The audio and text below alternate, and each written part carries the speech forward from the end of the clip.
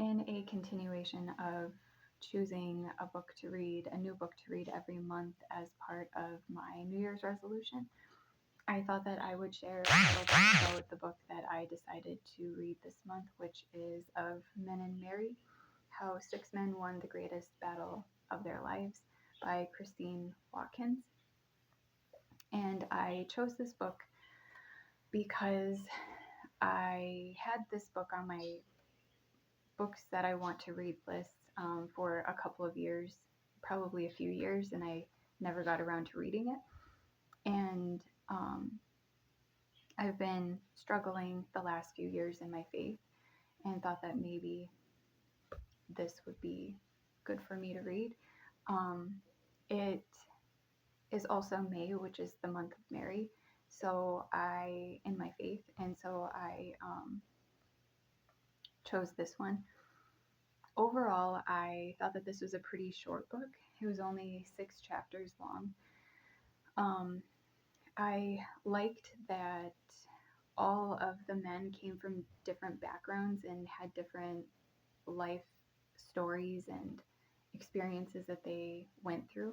There was one man who was in prison. There was one man who struggled with his identity and was homosexual.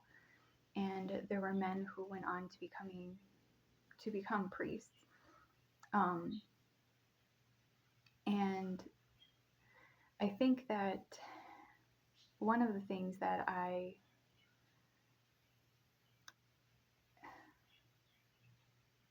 thought was good about it was that in the beginning of the book, there were 2 chapters, I believe, in the beginning, where the first 2 chapters, the first couple chapters, where I am feeling kind of brain foggy today, so I'm trying to process my thoughts, but where the men were reflecting on their past and how they treated women in the past, and just realizing that they were womanizers, that they were viewing women as objects lustfully instead of viewing them as like human beings.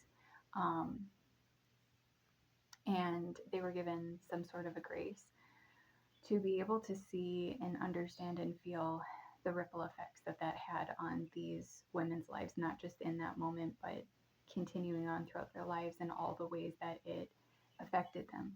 And then my favorite chapter was chapter 4, which would have been Father Paul Caporali, I think that's how you pronounce his name, and it was called After Our Lady's Heart. If I try to describe it, I might get some of it wrong because right now, like I said, like I am just having some brain fog issues. But I enjoyed this chapter because of the way that it all made you feel like you were actually living in that time alongside him and like experiencing what he must have felt and saw. I believe that it was in World War II, like somewhere around that time, and he was young and met a young woman who he fell in love with and wanted to marry. And there was a particular day that he saw her and he noticed details about her, like what she was wearing, her dress, I think some kind of a ribbon that she had in her hair as well. And he just noticed these details, and he either heard bombs or sirens that let him know that they were about to be bombed. And he tried to have his mom, he went to see his mom and get his mom to like a safer location in his family. And as he was trying to move them along, they kind of were stalling a little bit and not really taking it as seriously as it was supposed to be taken. And he was understanding the impending danger and doom, I guess. So he was trying to get them to move faster and to get to this safer location. And ultimately, they ended up being struck by the bombs, and he was left to kind of be amongst bodies underneath rubble. And he realized that one of the bodies that he was looking at was his mother. And just seeing her basically torn apart. And then he noticed that another of the people, the bodies, was his sister with her infant baby.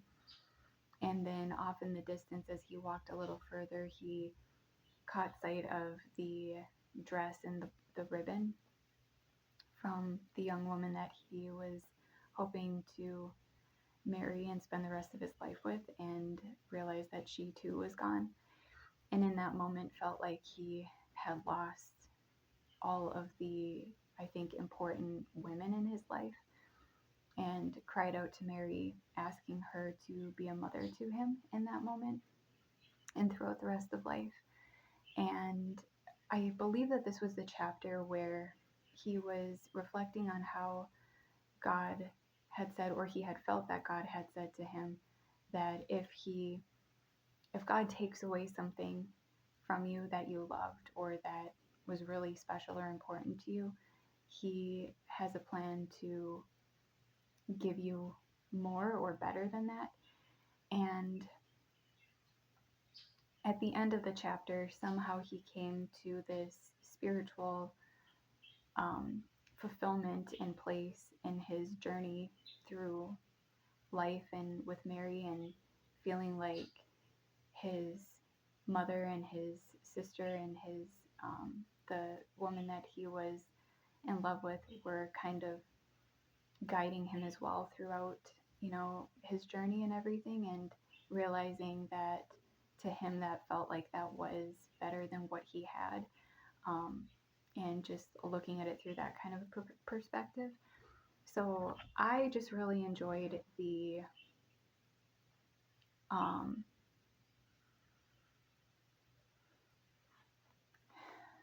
the overall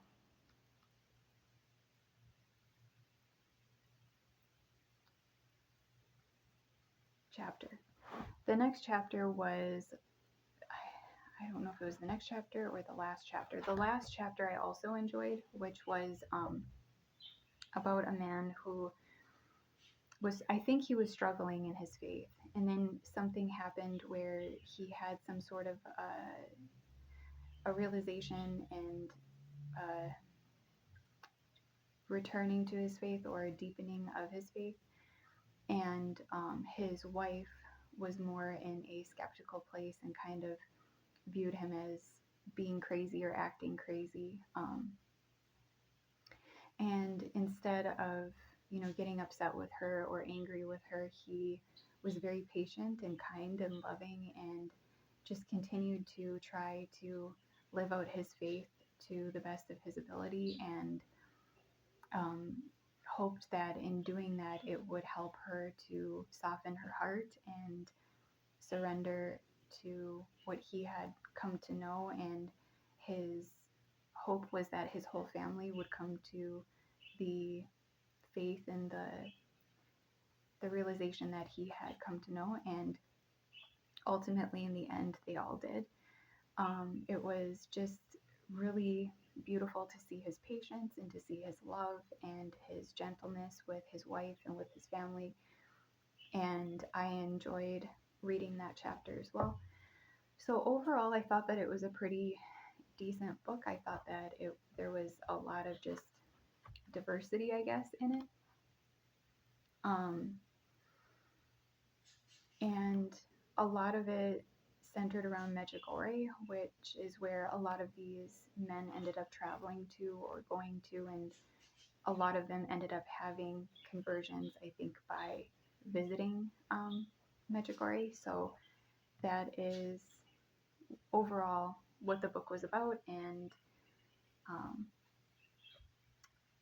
that is it for that one. So I decided for June that I thought that it was a book that I was going to be reading because a few years ago I was listening to a neurologist give recommendations for books to read, and I was really interested in just the nervous system, the brain, healing your body, your nervous system. And one of the books that they had mentioned was called The 3-Day Effect by Florence Williams. And when I went to go and look for the book, there actually isn't any physical copies of it, so it's just an audiobook. So I figured that is what I'm going to be doing, or what I'm going to choose to, I guess, read, but not really read for the month of June. And it is the overview of it is just the science behind why being in the wild for a minimum of 3 days can make us happier, healthier, and more creative.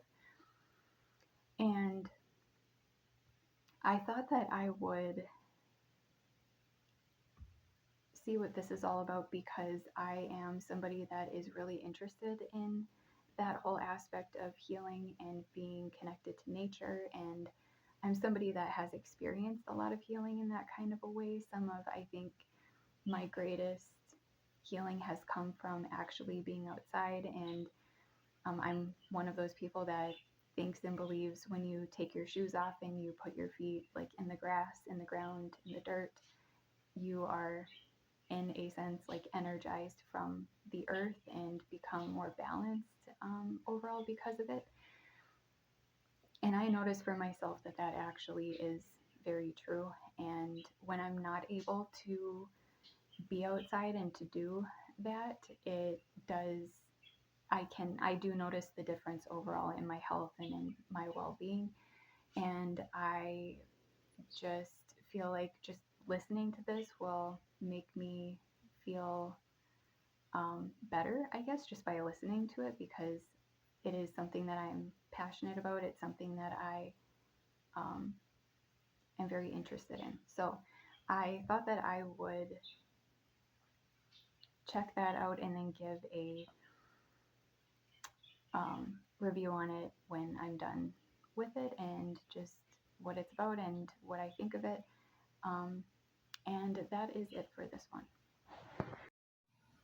And I will put a picture of what the 3-Day Effect cover of the audiobook looks like in case anybody else is interested in this kind of stuff and would want to listen to it.